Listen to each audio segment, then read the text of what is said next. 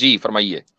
ویسے تو میں سعید الدین سر کا اسٹوڈنٹ ہوں، اور لیکن ان کے بات جی کو میں ڈیفینڈ کرنے نہیں آیا ہوں. ٹھیک. اور بہت سی بات ان کی صحیح بھی ہے، وہ تو کوئی انبیاء نہیں ہے جو ہر بات صحیح کریں گے، غلطی بھی ہو سکتی ہے انسان سے. ٹھیک. ویسے میرا سوال میں ٹاپک سے نہیں ہے، میرا سوال یہ تھا کہ آپ ان کے اسٹوڈنٹ ہیں، ان سے پڑھا ہے آپ نے یا وہ یوٹیوب والے اسٹوڈنٹ ہیں؟ یوٹیوب والے نہیں، ان کا کورس چلاتے ہیں بہت سارا. اچھا، کورس باقاعدہ ان کے کورسز ہیں. اچھا، جی، اس میں تو کریٹیکل آپ تھنکنگ اگر ان پہ. کے اور اسٹوڈنٹ ہیں اور وہ کچھ باتیں صحیح بھی کہتے ہیں غلط بھی کہتے ہیں، چونکہ آپ نے اپنا تعارف ایز اے اسٹوڈنٹ کرایا ہے، تو مجھے تھوڑا سا یہ کہنے کا، یہ پوچھنے کا یہ حق آپ دیجئے کہ وہ یہ باتیں کہ جی علماء ایسے ہیں، علماء نے چھپا رکھا ہے، یہ تم کو وہ نہیں بتائیں گے، ان سب کا کیا مقصد ہے؟ وہ علماء ورڈ استعمال نہیں کرتے، مولوی ورڈ استعمال کرتے ہیں، جس سے مطلب ایک لوکل مولوی جو نہیں کیا کہہ سکتے نہیں ہیں نہیں آپ، نہیں مسجد کے. اگر وہ یہ کہہ رہے ہیں اپنی ملٹیپل ویڈیوز میں کہ دجال سے بیعت کرنے والے علماء ہوں گے، علماء کی اکثریت ہوگی جو دجال سے بیعت کرے گی، تو اس کا مطلب یہ ہے کہ وہ علماء ہی کے بارے میں بات کر رہے ہیں. جو ان کی پرانی ویڈیوز ہے اس میں ذرا تبصرہ نہیں کروں گا. نہیں یہ دیکھیں، آپ ایز اے اسٹوڈنٹ کم سے کم یہ تو ویریفائی کریں نا. اچھا، دوسری بات یہ کہ جن مولویوں کو وہ کہہ رہے ہیں کہ یہ مولوی چھپا رہے ہیں، وہ کون مولوی ہیں؟ جنرلی وہ مسجد کے امام، یا پھر جو زیادہ جن کی فقہ پہ پکڑ نہیں ہوتی ہے، اگر ان کے بارے میں بات کروں. مسجد کے اماموں کو، چلو مسجد کے امام کو وہ کہہ رہے ہیں. مجھے ایک بات بتائیں کہ کیونکہ انڈیا کے بھی یہی حال ہے اور پاکستان کا بھی یہی حال ہے.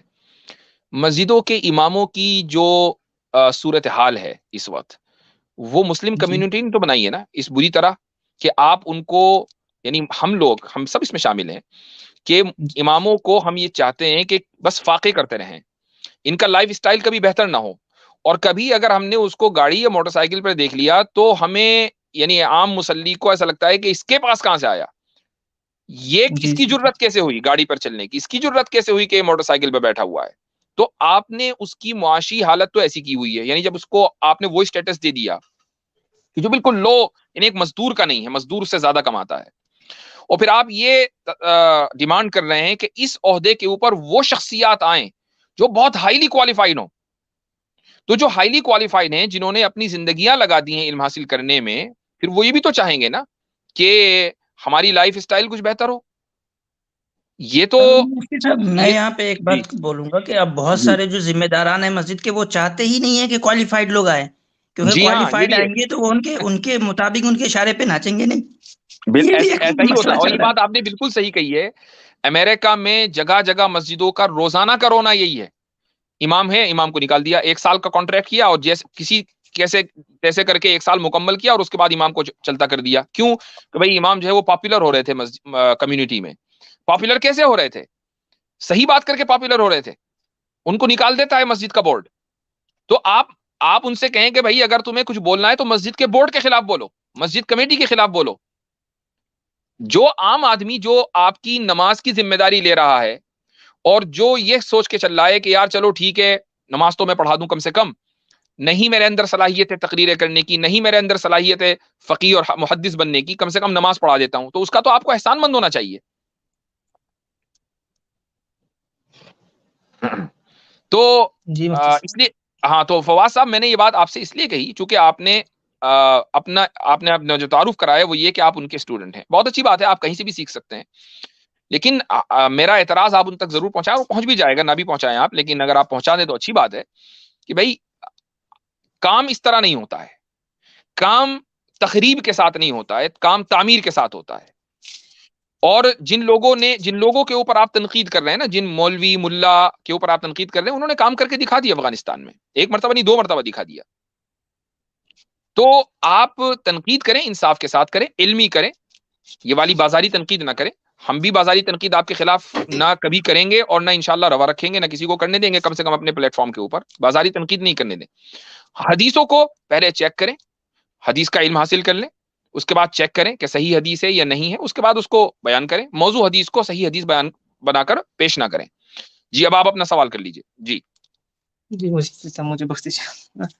میرا سوال جی میرا جی وہ بھی اسی یہ آپ کی بات کو اس طرح سے بول سکتے ہیں کہ بحیثیت قوم ہم فیل ہو چکے ہیں، اس کو بات اکثر وہ بولتے ہیں بات. ہاں ٹھیک ہے، وہ کوئی مسئلہ نہیں ہے، ہم بھی کہہ دیتے ہیں وہ.